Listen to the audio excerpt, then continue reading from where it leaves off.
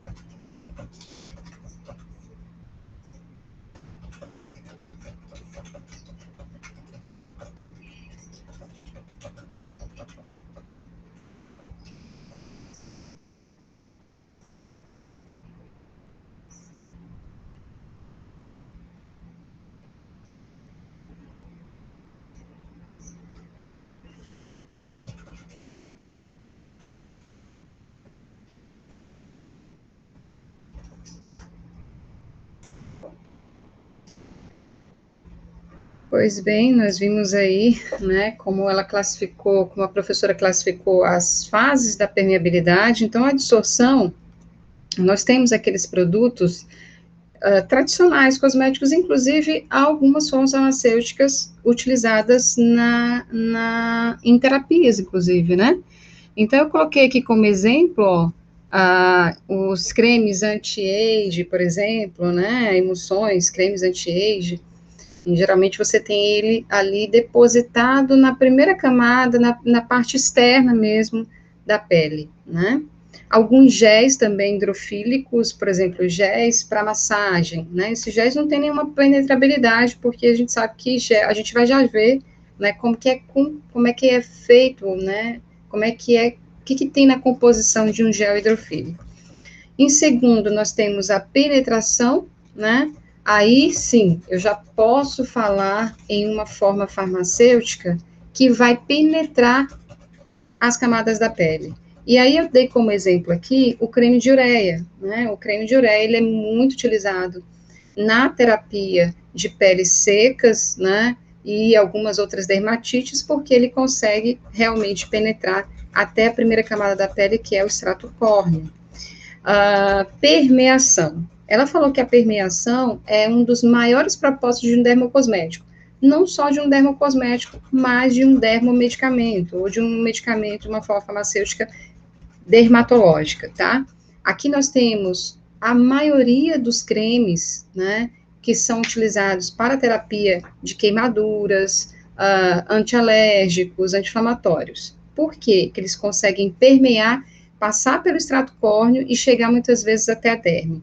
Porque em sua formulação existem recipientes que vão melhorar a permeabilidade do fármaco e, além disso, a escolha do fármaco ela é muito bem delineada para que esse fármaco consiga penetrar até a derme, se for o caso, se for suficiente, se for o desejado para essa terapia. Eu coloquei como exemplo aqui a colagenase, que é um creme utilizado, tem na forma de creme, também tem na forma de pomada, para ser utilizado no tratamento de queimaduras, tá? Lembrando, gente, que as bases de pomada, elas são diversas, né? Então, nós temos lá a base hidrofóbica, que é uma base que tem pouca penetrabilidade, mas temos as bases de absorção e base emulsificada, que são aquelas as quais nós temos tanto fase aquosa quanto fase oleosa na sua composição. Por isso que elas por isso que elas melhoram, otimizam o processo de penetração e permeação de fármacos na pele. E, por fim, né, a absorção. Então, quando eu tenho absorção de fármacos pela pele, isso quer dizer que eu vou ter uma ação sistêmica. O fármaco ele vai cair na corrente sanguínea. Não é o caso de farmacêuticas semissólidas utilizadas para o tratamento da pele, de afecções da pele. Aqui nós estamos falando já de transdérmicos. Aí, como exemplo, nós temos os adesivos transdérmicos, formas essa que nós vamos conhecer lá no final do curso, quando a gente falar de sistemas de liberação modificados. E para a preparação de pomadas, como é que é feita a preparação de pomada? A preparação de pomada, gente, ela tem diferentes escalas, né? A forma simples, né, o básico de uma metodologia de preparo de pomadas é mistura dos componentes até ser obtida a preparação uniforme. Então, você tem as bases, né, que você vai utilizar e a mistura dessas bases com o princípio ativo. Essa é a regra geral.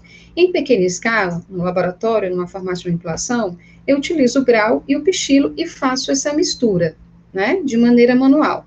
Pode ser também por espatulação em pedra e pomada, geralmente você tem uma pedra de mármore, tá? E uma espátula de aço inox, né? A qual você vai fazer movimentos, né? Pelos quais você consiga fazer uma mistura homogênea da base do princípio ativo. Mas também tem placa de vidro e placa de porcelana. Eu vou mostrar um vídeo rapidinho para vocês, para entender, e aí nós temos também a escala industrial, para a gente entender como é que é isso, como é que é essa produção em escala industrial.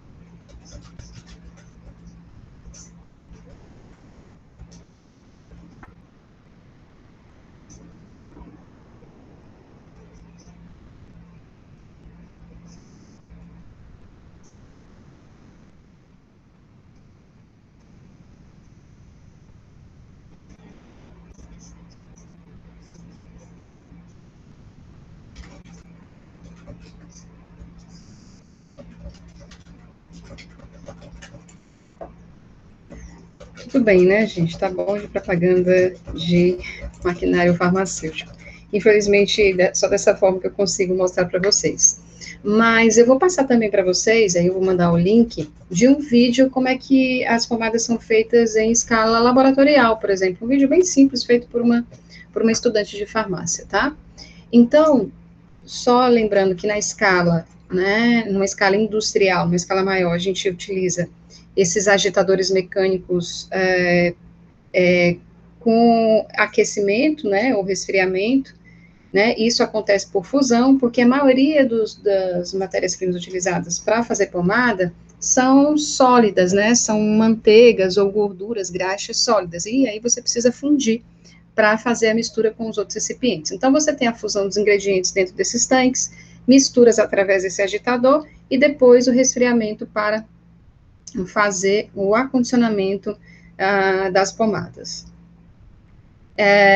Como eu havia dito anteriormente, a preparação de pomadas ela é feita por mistura, e agora, claro, para mostrar que existem várias formas de incorporar esses sólidos, que são os fármacos, nós temos a trituração do pó, por exemplo, quando eu estou em uma escala magistral, né, eu quero preparar uma pomada de ácido acetil salicílico, só um exemplo, mas eu preciso que essa pomada seja homogênea e que não tenha, né, pedaços de fármaco, por exemplo, sem estar realmente homogeneizado com a base. Então, eu vou lá e trituro esse fármaco, diminuo as partículas desse fármaco, para que eu tenha uma forma farmacêutica, no caso pomada, mais homogênea.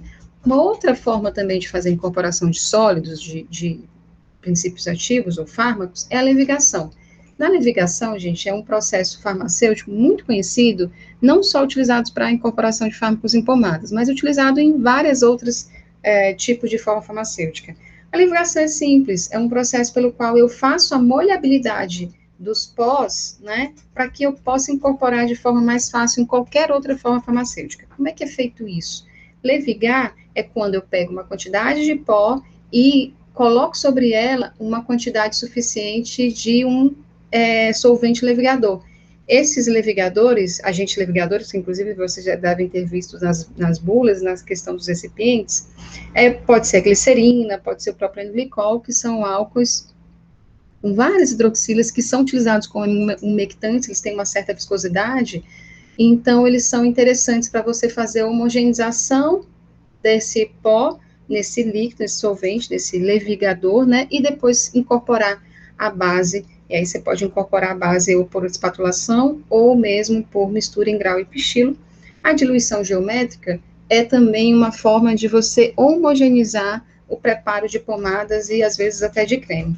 O que é isso? Eu pego uma quantidade pequena, uma quantidade suficiente da minha base e vou adicionando quantidades pequenas do meu fármaco e fazendo a mistura de maneira geométrica, a fim de que tenhamos, no final, proporções do meu fármaco distribuídas de maneira homogênea na formulação. Essa levigação eu posso mandar um vídeo também para vocês entenderem como é que é feito, tá? Incorporação de líquidos também é um processo importante no preparo de pomadas. A capacidade da pomada em aceitar volume requerido depende muito do tipo de base que você está utilizando, né? Pomadas hidrofóbicas, você sabe que a gente não faz incorporação de líquidos, uma vez que todos os recipientes são hidrofóbicos, mas eu consigo aí utilizar soluções alcoólicas e hidroalcoólicas, né, em base de pomadas de absorção, de emulsificação e hidrofílicas, que são pomadas que têm uma fase aquosa.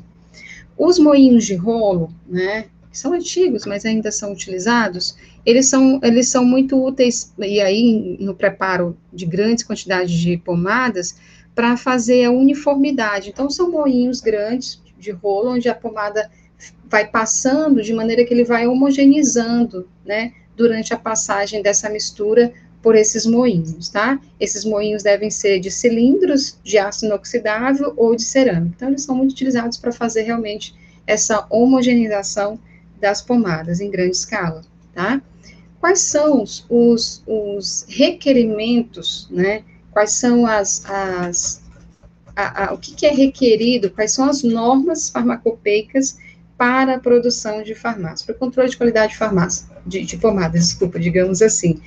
Você tem que avaliar, depois do preparo da pomada, você tem que analisar a carga microbiana, se tem Staphylococcus aureus e Pseudomonas, são dois testes que são requeridos, né, dois micro-organismos que são requeridos pela farmacopeia em testes para qualidade de pomadas, controle de qualidade. Conteúdo mínimo deve ser descrito no rótulo, peso e volume. O acondicionamento, a escolha do material de acondicionamento, que pode ser tanto alumínio quanto plástico, ela tem que estar atrelada à estabilidade desse fármaco ou à interação desse fármaco com esses tipos de materiais. E, claro, quando se trata, gente, de formas farmacêuticas semissólidas, seja pomada, creme, gel e outros, é necessário o estudo de viscosidade, né, a gente já viu isso lá em riologia, e também é necessário o estudo de liberação in vitro, ou permeação in vitro, que é para saber, de fato, se essas formas farmacêuticas permitem, né, a permeação do fármaco pela pele e até qual camada esse fármaco consegue atingir. Isso tem a ver com eficiência, né, com a eficácia terapêutica dessa forma farmacêutica semissólida, desse medicamento, no caso aí, produzido através de uma forma farmacêutica semissólida. Até porque, no ensaio de permeação in vitro, né, a gente vai saber, de fato, se o fármaco sai da minha forma farmacêutica e consegue penetrar as camadas da pele, para ter o quê? O efeito terapêutico, seja na pele, seja também na circulação sanguínea, quanto for o caso de transdérmicos. Bem, falamos de pomadas, agora a gente vai falar um pouquinho sobre cremes. Então, os cremes são formas farmacêuticas constituídas por duas fases, uma oleosa e outra aquosa. Mas espera aí, professora, isso me lembra uma emulsão, né? Porque emulsão é o quê? A mistura de dois líquidos immiscíveis, né? Na presença de um tensoativo. Mas é isso mesmo. O creme são sistemas emulsionados. A diferença é que quando eu coloco creme, quando eu falo de creme, eu falo de sistemas emulsionados viscosos, certo? Quando eu falo de emulsão, eu tenho vários tipos de sistemas emulsionados. Eu posso ter uma nanoemulsão, eu posso ter uma emulsão propriamente dita, eu posso ter um creme de sistema, que é um sistema emulsionado, né? Eu posso ter microemulsões, mas não se preocupem que essas diferenças a gente vai ver na aula de emulsões. Então, são formas farmacêuticas constituídas por duas fases, uma oleosa e outra aquosa. Tem consistência cremosa, por isso aí o nome de cremes, e fluxo não newtoniano, ou pseudoplástico. Já sabemos que os materiais que têm fluxo não newtoniano, eles têm a sua viscosidade afetada pela tensão de cisalhamento ou gradiente de cisalhamento. E se são pseudoplásticos, isso quer dizer que, à medida que eu aplico uma força sobre esse material, a sua viscosidade tende a cair, né? A sua viscosidade tende a diminuir, tudo bem? Devido ao seu alto teor de componentes aquosos, tá? As preparações farmacêuticas designadas por cremes são emulsões semissólidas, como eu falei anteriormente, são sistemas emulsionados, mas com uma certa viscosidade, contendo fármacos dissolvidos ou suspensos nas suas fases aquosas oleosa. Pois bem, eu falei de sistemas emulsionados, mas o que gera um sistema emulsionado? O que gera um sistema emulsionado é o processo de emulsificação, divisão de um dos líquidos em pequenos glóbulos, com consequente aumento da área superficial desta fase e sua dispersão na outra. Acho que falei um pouco grego, né?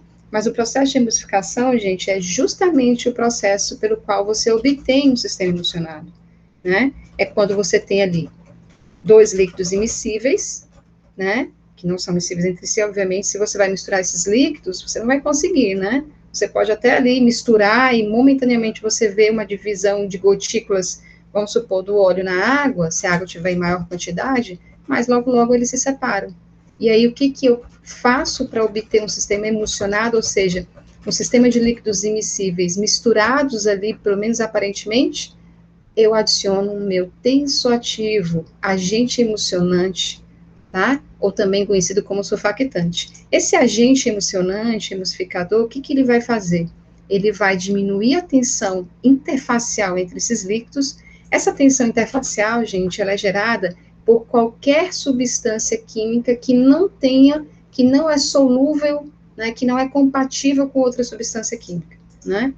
Então, a gente está falando aqui de óleo, de substâncias que são solúveis em óleo ou solúveis em água. Então, substâncias ou moléculas hidrofóbicas, hidrofílicas, elas não têm afinidade química. E como é que eu faço para elas terem uma afinidade química, pelo menos que seja extemporânea, né, digamos assim, com a adição de um tensoativo, tá? Eu vou mostrar um vídeo rápido para vocês. A gente vai falar muito sobre emulsificação na nossa aula de emulsão, mas eu vou só dar uma adiantada para que vocês entendam que um creme é um sistema emulsionado com viscosidade, mais viscoso, que é considerado já um semissólido, tá?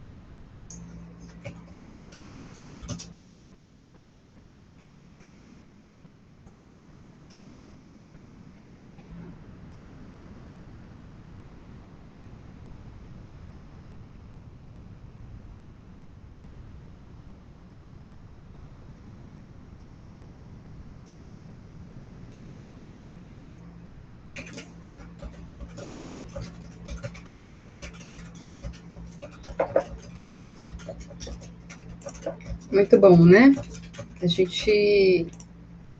Uma coisa importante é saber que o processo de emulsificação, ou seja, o preparo de um creme, é necessário que eu tenha uma energia, não é? Não é só pegar a fase oleosa, a fase aquosa, misturar com tensoativo, tá? Eu preciso de energia para que haja a quebra da fase interna, que a gente chama também de fase interna, ou fase. Ai, meu Deus, esqueci agora. Fase interna. Fase dispersa, tá? Fase interna ou fase dispersa, que é a fase que está em menor quantidade, né? A gente precisa de uma força de energia para quebrar essa fase e deixá-las em pequenas gotículas, partículas homogeneizadas, né? Misturadas na fase externa ou fase dispersante, a fim de que eu tenha um produto homogêneo. Então, a emulsificação, ela precisa de energia, e essa energia pode ser térmica ou energia de agitação, tá? Os agentes emulsionantes diminuem o trabalho necessário para a emulsificação, mas eu preciso dessa energia. Um lembrete importante: pomada flui com dificuldade e o creme flui facilmente. Por quê, gente? Lembra que eu falei para vocês que as pomadas, sobretudo as pomadas hidrofóbicas, elas são muito viscosas. Tão viscosas que chegam a ser consideradas materiais plásticos, né? A gente nem fala pseudoplástico, a gente fala plástico. Por quê? Eu preciso de uma força muito maior para iniciar o movimento, para iniciar o fluxo dela. Então, pomada flui com dificuldade e o creme flui mais fácil, porque os cremes são menos viscosos quando comparados às pomadas. Pomadas são geralmente monofásicas, em sua grande maioria, mas a gente viu que nós temos lá as bases de absorção e as bases emulsificantes, mas em sua grande maioria são monofásicas, e a maioria dos cremes são emulsões de óleo em água, embora se preparem numerosos cremes água em óleo. Deixa eu explicar uma coisa para vocês. Podemos formar dois tipos de sistemas emulsionados, ou emulsões. Emulsão, deixa eu colocar aqui a ponteira aqui para vocês. Né, tenho aqui, ó, um becker, tá? Então, a gente pode ter, aqui nesse becker, eu quero formar uma emulsão do tipo óleo em água. Eu vou colocar uma quantidade de água com os recipientes hidrofílicos bem maior, tá? E vou pegar esse óleo, então eu quero aqui uma emulsão do tipo óleo, não vejo a minha letra, tá, gente? Em água, não tenho muita afinidade com essa caneta, mas vamos lá, óleo em água. E aí eu tenho aqui a água, tá? E os recipientes aquosos. E aí, quando eu acrescento meu tensioativo e coloco uma energia sobre esse sistema, ou seja ela térmica ou de agitação, lembra que geralmente a gente usa aquelas paras agitadoras, eu vou conseguir espalhar as gotículas do óleo de maneira que ela fique homogênea, tá? De maneiras que elas fiquem homogêneas e não haja a separação de fases. Por quê? O tensioativo é quem vai ajudar nisso, ele vai dar estabilidade para esse sistema emulsionado, mantendo essas partículas oleosas distribuídas no meio aquoso, de maneira que visualmente você veja apenas uma fase, mas esse sistema é de duas fases, a fase oleosa e aquosa, mas visualmente você vê uma fase. Pelo microscópio você consegue ver as gotículas do óleo misturadas, espalhadas na fase aquosa. E aí eu posso ter dois tipos de emulsão. Sistemas emulsionados, e aí eu falo também para os cremes, do tipo óleo em água, quando as partículas do óleo estão distribuídas no meio aquoso, ou o contrário, uma emulsão do tipo água em óleo, quando as gotículas da água estão espalhadas na fase oleosa, que é externa, que é, no caso, a fase com maior quantidade. Tudo bem, gente? Qualquer dúvida sobre isso, me mandem também mensagem ou e-mail, ou mandem mensagem lá no Google Classroom, e eu vou também deixar mais um vídeo falando sobre emoções, mas não se preocupe, emoções é assunto para nossa próximas aulas. GES. Então, nós vimos que os cremes são sistemas emulsionados, então são compostos de fase aquosa, fase oleosa, são menos viscosos que as pomadas e, portanto, muito utilizados como medicamentos, né, para tratamento de afecções dérmicas, uma vez que ele tem uma viscosidade interessante, sai com facilidade, eu falo retirada, né, removível por água, e conseguem penetrar mais as camadas da pele, não se esqueçam disso, tá? Géis. O gel é uma forma farmacêutica também semissólida de um ou mais princípios ativos que contém um agente gelificante, tá aqui o recipiente farmacêutico mais importante para a obtenção de um gel, agente gelificante, ou polímero, né, ou agente de viscosidade, é o agente gelificante, para fornecer firmeza a uma solução ou dispersão coloidal. Um gel pode conter partículas suspensas. Quando a gente pensa em gel, gente, eu gosto logo de trazer um exemplo prático que a gente faz em casa e também é um alimento, que é a gelatina. O que é gelatina? A gelatina é um gel, né? Por quê? Você tem naquele pozinho ali, né? Você tem proteínas, ali são proteínas, né? Que quando em presença de água em temperatura, você tem a gelificação, né? Aquelas partículas, elas absorvem a água de maneira que elas viram um gel, uma malha, né? Onde a água está ali presa na malha desse gel que é formado, tá? São formas farmacêuticas de consistência semissólidas destinadas à aplicação sobre a pele e mucosas. Não tem poder de penetração. Veja bem, não tem poder de penetração. Por isso, são utilizadas para exercer ação tópica, externa, tá? As que muitas vezes nem chega a penetrar o extrato córneo, tá? Então, são os géis hidrofílicos são formas farmacêuticas semissólidas que não têm poder de penetração. Então, são dispersões de pequenas partículas encerradas e interpenetradas por um líquido. Os agentes gelificantes, que em sua grande maioria são os polímeros, que a gente vai falar sobre eles rapidinho, logo mais, eles, em presença de água, eles formam uma malha, tá? Uma malha, tipo isso aqui, ó, tá? Eles formam uma malha, isso, imagina isso em grande extensão, tá? E dentro dessas malhas, você tem as partículas, né, as moléculas de água que vão ficar aqui, ó, dentro dessas malhas. Por isso que a gente tem aquela maleabilidade da gelatina, né, aquela coisa, aquele visual, aquela textura, né, isso é porque você tem água ali dentro das malhas e isso dá aquela flexibilidade, aquela elasticidade, né. Os géis, gente, são dispersões coloidais, tá? Por que são consideradas dispersões coloidais? A gente vai estudar no nosso próximo capítulo, a gente vai falar sobre sistemas dispersos. Os sistemas dispersos, eles são formados por soluções, dispersões coloidais e dispersões grosseiras. O que isso quer dizer, professora? A gente vai falar sobre formas farmacêuticas líquidas. E formas farmacêuticas líquidas a gente vai encontrar em soluções, a gente vai encontrar dispersões coloidais, que são os colóides, e vamos encontrar dispersões grosseiras, que são consideradas as emulsões e as suspensões. E o gel, ele se classifica em dispersões coloidais. Por quê? Por conta do seu tamanho de partícula. O gel, ele tem tamanho de partícula que varia entre 1 nanômetro a 0,5 micrômetros. Tudo bem? Mas não se preocupem que sobre sistemas dispersos a gente vai conversar na próxima aula. Então, como agentes gelificantes, nós temos polímeros naturais, semissintéticos e sintéticos, derivados de minerais, derivados de celulose e proteínas. Possuem substâncias ativas solubilizadas. Então, quando você vai preparar um gel, você vai solubilizar o seu fármaco, né, nessa malha, nesse sistema disperso que é o gel.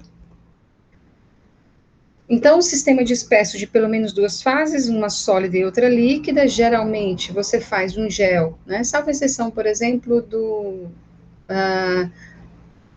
vamos lá, deixa eu explicar para vocês isso. O sistema disperso de pelo menos 2 fases é quando você tem uma fase aquosa e um sólido que você vai incorporar, né? Até para você fazer a base de um gel, você vai usar um sólido que é o polímero. O polímero sempre vai estar na forma física sólida, tá? Então, as partículas sólidas constituem um esqueleto tridimensional chamado de matriz, onde o líquido fica retido de forma imobilizada, e por isso aquela consistência das gelatinas, dos géis, né? Fármaco não se liga ao polímero ágil e assim são liberados pelo gel, porque o fármaco ele fica dissolvido no solvente que é utilizado para a dispersão do gel, e a concentração do agente gelificante utilizado na produção de um gel, ela às vezes é menor que 10, né? Porque a maioria dos polímeros você usa uma quantidade muito pequena para ter um gel já viscoso, e aí varia entre 0,5% a 2%. Rigidez dos géis, ela se deve ao forte entrelaçamento dessa fase dispersa que segura e retém o meio de dispersão. Lembra da malha? Então, a malha essa malha tridimensional que os géis fazem, que a gente tem quando você tem a formação de um gel, ela é rígida, né? Então, quanto maior a concentração do polímero que eu estou usando, mais forte é essa malha. Então, mais rígido vai ser essa malha. Isso tem a ver com o quê? Com viscosidade, tá? A mudança de temperatura, ela pode também mudar o estado físico do gel. Com o aumento da temperatura, por exemplo, o gel, ele passa para o estado sol, ou estado líquido, né? Por quê? Porque, tá vendo aqui, gente, o exemplo muito prático, aqui eu tenho, olha, as moléculas do polímero sendo dispersas no meio aquoso, e depois a formação com o crosslink, é um processo que vocês não precisam saber, mas o crosslink é a ligação que faz com que haja essa formação da rede tridimensional. E aí, depois que forma, aqui, olha, as malhas, né, eu tenho a incorporação de fármacos, né, ou líquidos que vão ficar aqui dentro dessa malha. Tudo bem, gente? E aí, lembrando que o fármaco, ele não se dissolve no polímero, ele fica dissolvido, ou suspenso, ou disperso, no líquido que está preso dentro da malha, que pode ser o solvente água, ou pode ser outros tipos de solvente, tá? E é desse movimento, né, dessa capacidade que essas malhas têm de reter a água, que vem ao que a gente chama de tixotropia, de pseudoplasticidade, né? Os fluidos, quando agitados, né, após repouso, reassumem um estado semissólido. Então, quando você agita, né, lembra quando você coloca uma força, até fiz o exemplo para vocês do crime, quando você impõe uma força sobre uma forma farmacêutica semissólida, o que acontece? Ela diminui sua viscosidade, né? Quando eu cesso essa tensão, essa força, com um tempo, ela retorna ao seu estado mais viscoso. Então, gente, o géis adquire consistência semelhante às geleias pela adição de um agente gelificante e a concentração mais usualmente utilizada é entre 0,5% e 2%. E aí nós temos vários tipos de agentes gelificantes. Temos os carbômeros, né, que são sintéticos, temos os derivados de celulose, carboximetilcelulose, hidroximetilcelulose, muito utilizado para fazer géis de massagem, o carbômero, que é o carbopol, utilizado para fazer álcool em gel, né? E as gomas naturais, que também podem ser utilizadas como agentes gelificantes. Na fase contínua, você tem, a fase contínua é mantida dentro das malhas, da malha tridimensional do gel, e a fase dispersa, que confere a rigidez, né? Que é a pequena quantidade necessária para conferir a rigidez, que é o próprio polímero. Tudo bem? Quando eu tenho gel, isso é uma classificação, gente, farmacopeica, mas não quero que vocês se detenham a isso, não. É só nível de conhecimento. O gel, que é rico em líquido, a gente chama de gelatina, né? Quando você faz a remoção da fase contínua do líquido, quando eu pego um gel e levo uma dispersão gelificada e levo à estufa, retiro toda a água, eu vou ter o xerogel, que são as gelatinas em folhas, tá? Segundo a classificação da Farmacopeia Brasileira, quinta edição, nós temos 2 tipos de géis. O gel lipofílico, o gel que consiste usualmente de parafina líquida com polietileno ou óleos gordurosos com sílica coloidal ou sabão de alumínio ou zinco, não é um gel comumente utilizado pela indústria farmacêutica, tá bom, gente? Então, para fármacos não se utiliza esse tipo de gel, e o gel hidrofóbico ou gel hidrofílico, que é o gel resultante da preparação obtida pela incorporação de agentes gelificantes, né, amido, derivados da celulose, né, silicatos, utilizando água e glicerol propilenoglicol como umectantes. Nesse caso aqui, dos géis hidrofílicos, essa é a composição básica, né? Deixa eu até ver se eu tenho aqui depois para mostrar para vocês. Então, a composição básica de um gel hidrofílico é isso, gente. É o teu polímero, a água, né? Que é o solvente onde você vai dispersar, o glicerol, o propilenoglicol, que são umectantes. Qual vai ser a função do glicerol e do propilenoglicol em gel ou em qualquer outra forma farmacêutica semissólida? Gente, o glicerol e o propilenoglicol são álcools que têm em sua estrutura várias hidroxilas, tá? Várias hidroxilas, que servem para quê? Que servem para evitar a perda de água pela formulação, né? Então, não sei se vocês já perceberam, mas quando vocês deixam um creme aberto, com a tampa aberta, o que acontece? Ele fica duro, né? Ele fica ali em cima, se ficou creme ao redor da tampa, ele endurece. Por quê? Porque ele perde água, ele perde água para o ambiente. E quem que vai fazer, quem que vai evitar isso, né? O glicerol e o propilenoglicol, através das ligações de hidrogênio, justamente com as ligações de hidrogênio que ele vai fazer na formulação, evitando que haja a perda de água da formulação para o meio externo. Uma outra classificação é que alguns géis são monofásicos, quando eles são constituídos de uma única fase, e bifásicos, que quando o gel é constituído de 2 fases, tá? Quanto à carga, isso sim é importante. Eu posso ter géis aniônicos, catiônicos e aniônicos. Mas, professora, e aí, qual a diferença disso? A diferença é que, dependendo do tipo de polímero que eu estou usando, se é um polímero aniônico, se é um polímero catiônico ou não aniônico, eu vou ter que selecionar os recipientes e o tipo de fármaco que eu vou utilizar nesse gel, tá? Então, é isso. E também tem a ver com qual a aplicação que eu quero, qual a estabilidade desse gel, qual a estabilidade que eu preciso, né? Qual o pH que eu preciso. Então, você pode escolher aí de acordo com a carga, né? Eu posso ter um gel aniônico, catiônico e não aniônico. E quanto à origem? Eu posso ter géis com polímeros de origem natural, é o caso da maisena, por exemplo, dá para fazer gel com maisena. Derivados da celulose, maisena não, gente, desculpa, goma arábica, por exemplo. A goma arábica é um polímero natural. Dá para, não sei se vocês já fizeram, mas o gergelim, quando você coloca ele o gergelim, o gergelim preto, ele tem uma estrutura que dá para você sintetizar, extrair um polímero. O que eu ia dar exemplo agora é gente, aquela sementezinha que a gente utiliza, acho que é a quinoa. Acho que é a quinoa, sim. Acho que é a quinoa. Quando você coloca em ela, ela gelifica também. Então, dá para fazer gel também com materiais que têm essa capacidade de absorver água e gelificar de maneira natural. Então, os derivados da celulose, que são os mais utilizados, né, hidroximetilcelulose, carboximetilcelulose, polímeros sintéticos e polímeros obtidos por biotecnologias, e aí seriam polímeros produzidos por polímeros obtidos a partir de fungos e outros micro-organismos. E aí eu quero só fazer um destaque aqui para os géis de natureza não iônica, que são quem? Os principais, os mais utilizados, o hidroximetilcelulose, também conhecido como natrozol, e o hidroxipropilmetilcelulose, conhecido como metocel.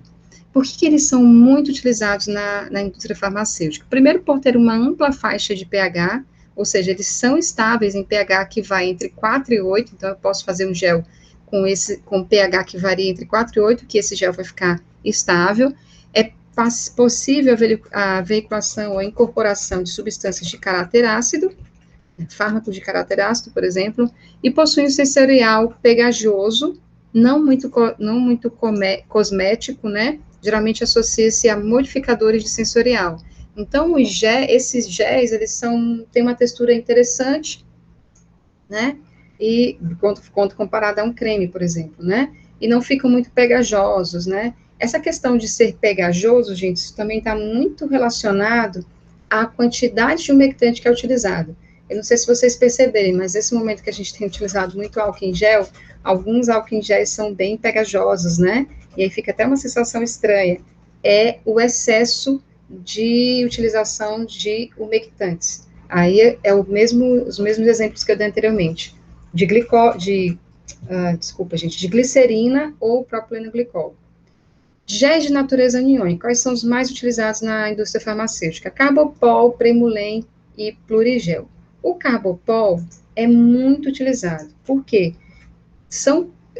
Eles são muito, tem uma malha, ele forma uma malha muito rígida, e com uma pequena quantidade desse polímero, você consegue obter um gel bem viscoso. São dependentes do pH, porque são aniônicos, mas tem uma faixa de estabilidade de pH que varia entre 5 a 10, ou seja, são géis relativamente estáveis. Necessitam de neutralização para a utilização, né, para a formação do gel.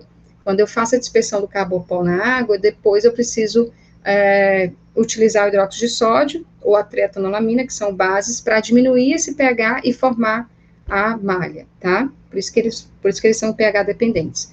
Possui sensorial apropriada para cosméticos e é incompatível com ácidos fortes ou alta concentração de eletrólitos, tá? Então, essa é a única incompatibilidade dos carbopóis. Vantagens das formas farmacêuticas géis. Primeiro, são solúveis em água. Isso já é muito bom para quem está utilizando, que você pode retirar de maneira fácil, lavando, né? São menos gordurosos quando comparados às pomadas e os cremes, fáceis de aplicar, tem um efeito emoliente e refrescante. Veja bem, não tem um efeito emoliente de hidratação tanto quanto uma pomada e um creme, mas também promove, sim, uma certa hidratação da pele, porque o gel é, de fato, o gel hidrofílico, né? é uma forma farmacêutica completamente aquosa, né? Refrescante, facilmente removíveis e textura leve e aparência atrativa. Desvantagens, limite no uso de recipientes, né?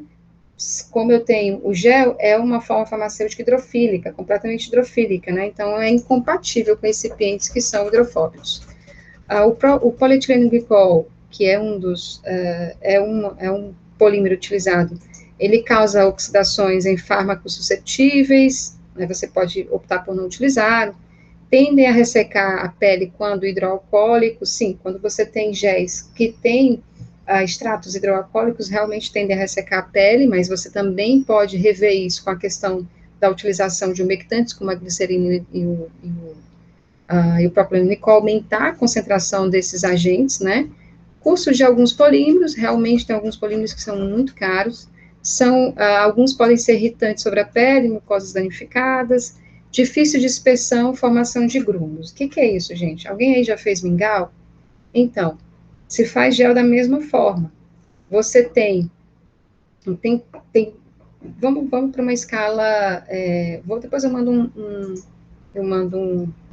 um link para vocês também, tá? Quando você tem isso em escala pequena, né, você pode fazer num grau com pichilo, né? Você pode fazer num becker. Você coloca a quantidade de água suficiente que você precisa e vai dispersando o polímero sólido de maneira paulatina. Por quê? Porque senão você pode ter a formação de grumos, né? Por isso que tem aí isso como desvantagem. A água, né? A gente sabe que é uma forma farmacêutica completamente aquosa, então eu vou ter problemas de estabilidade em relação ao desenvolvimento de micro-organismo. Como eu posso resolver isso, gente? Escolhendo os melhores conservantes para esse tipo de forma farmacêutica, tudo bem? E outra desvantagem é que ressecam rapidamente, né? Mas o que eu posso, com qual agente que pode solucionar também esse problema? A glicerina e o propilenglicol como umectantes. As suas utilizações, né? Eu tenho uso terapêutico, tópico, né? Sobre a pele, superfície do olho, uso por via vaginal, nasal, retal, e uso em cosméticos também. Características de um gel ideal, bem, reter a transparência em faixa ampla de temperatura, isso é uma característica ideal para um gel, reter a consistência, né? Não diminuir sua viscosidade com o tempo de uso, manter homogeneidade durante a estocagem e não sofrer contração de volume, tá? Isso é muito importante. A contração de volume, ela pode acontecer por perda de água, por exemplo, da própria formulação. E aí, isso tem muito a ver com a forma como você está armazenamento e a temperatura de armazenamento de um gel. Como eu havia falado anteriormente, a composição básica de um gel é composta por quê? Água, o veículo, ou pode ser o álcool, o polímero, que é o agente de consistência, né? Pode ser um polímero sintético, um polímero natural, neutralizante, se for o caso do carbopol, que é aniônico, que eu preciso de diminuir o pH para que forme aquela matriz gelatinosa, né? Conservantes, eu tenho muita água aí, umectantes para dar tanto aquela ação hidratante, quanto também proteger a forma farmacêutica de perda de água, né? E solubilizante, se for o caso, para solubilizar melhor fármacos em géis hidrofílicos. Técnicas de preparo, existem várias preparos, a principal dela, gente, é a dispersão, tá? Então, preparações compostas de dispersões coloidais são preparadas não de acordo com o método geral, mas segundo aquele que mais se adapte a elas. Então, o que é uma dispersão? É quando eu vou dispersar um sólido em um meio líquido. Isso eu posso fazer em grau com pichilo, isso eu posso fazer num becker utilizando um misturador, né? Posso fazer num outro tipo de equipamento que vai mimetizar a mistura dessas duas fases, né? Vai me dar essa dispersão. Então, tem várias formas, a principal delas é a dispersão coloidal. Aqui eu trago para vocês o hidroxietilcelulose, né, que é um gel à base de celulose, de maior interesse para a verificação de ativos e dermatologia, possui caráter não iônico, é solúvel em água fria e quente.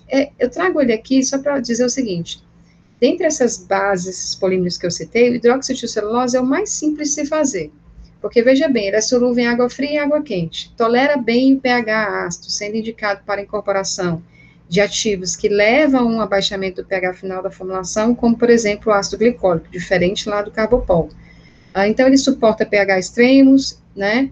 E apesar de que alguns pHs podem causar alteração na sua viscosidade. E mantém a estabilidade entre pH que vai entre 2 a 12.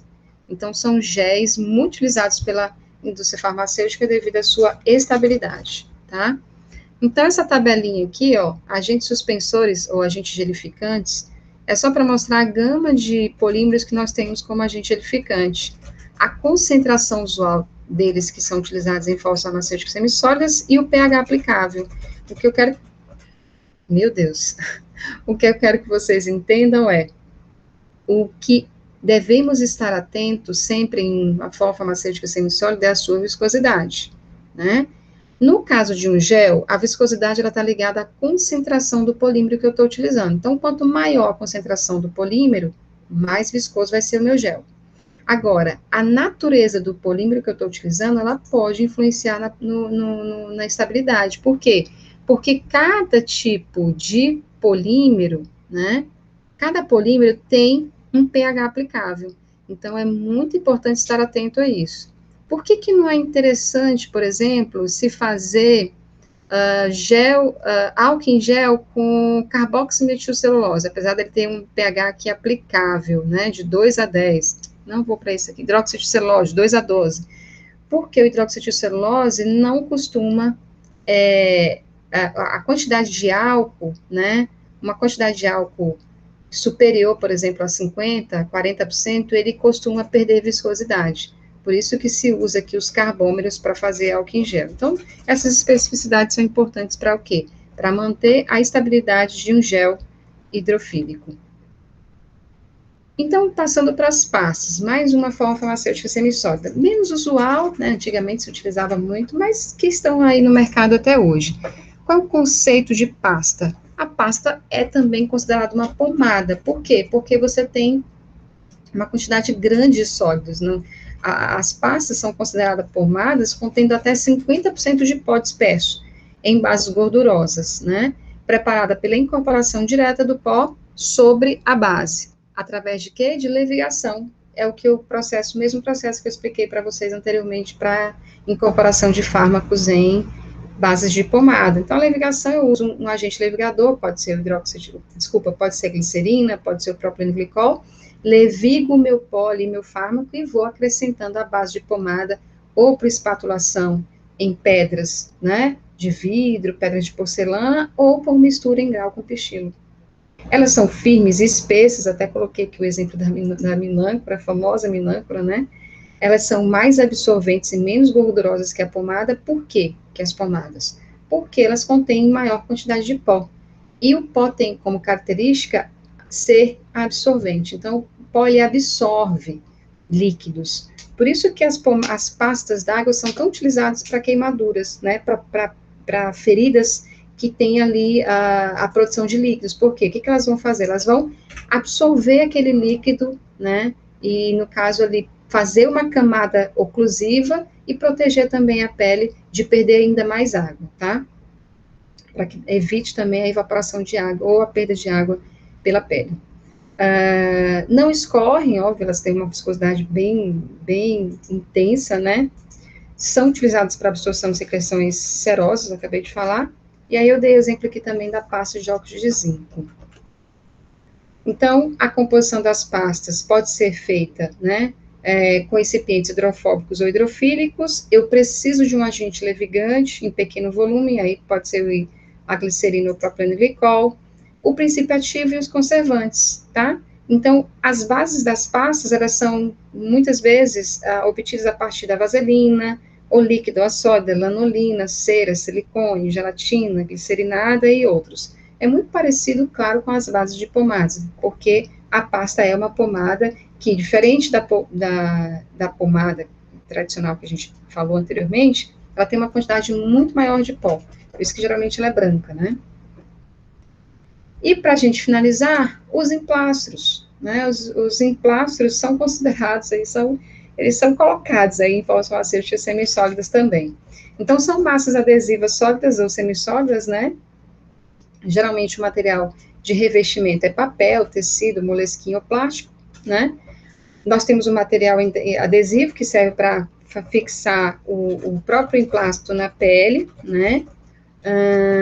Podem ser não medicinais só para proteção ou suporte mecânico, e os medicinais, que são aqueles tradicionais, o sabiá, o salompas com ácido salicílico, só para dores musculares locais ali, né? Então, esses fármacos, eles não conseguem penetrar, é ali o efeito local, na camada mais externa da pele ali, para dar uma refrescância, né? Às vezes até um poder analgésico ali, mas muito superficial. Gente, aqui eu trago, sempre no final dessa aula, o protocolo para o delineamento e desenvolvimento de formas farmacêuticas dermatológicas semissólidas, né? Como que se faz o delineamento, né? Quais são os testes que são necessários para formas farmacêuticas semissólidas ou formulações dermatológicas? Primeiro, identificar a doença ou estado a ser tratado, né? Se eu preciso de uma forma farmacêutica de ação na primeira camada, na segunda camada da pele, né? Determinar o sítio de ação do fármaco, localizar o sítio receptor dentro da área-alvo, estimar o estado da pele do paciente, se a pele está seca, se a pele está úmida, se tem feridas com secreção serosa, né?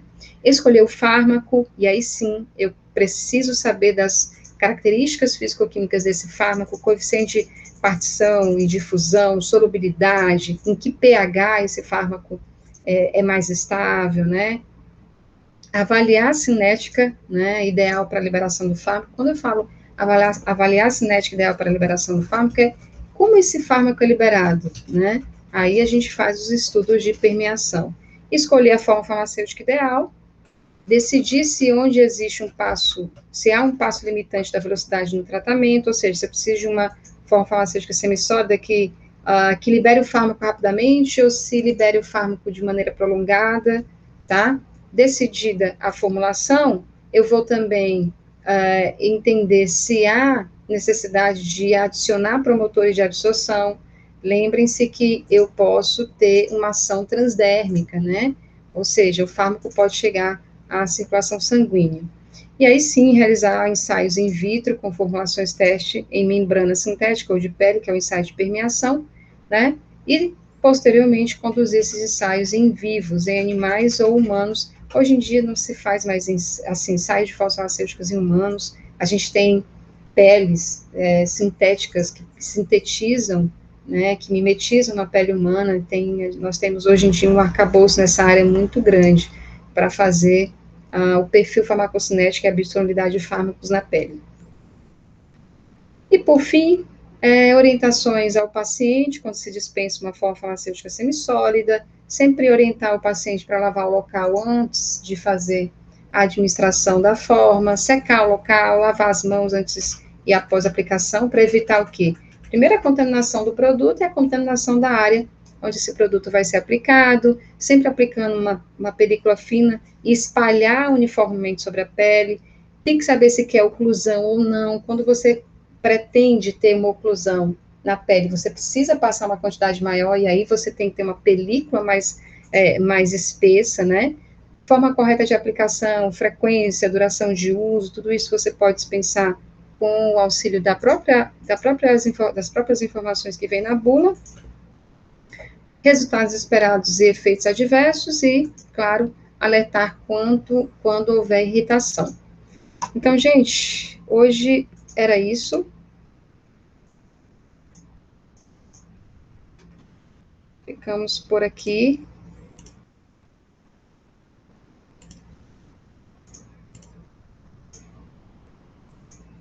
Então, até a próxima aula. Um abraço a todos.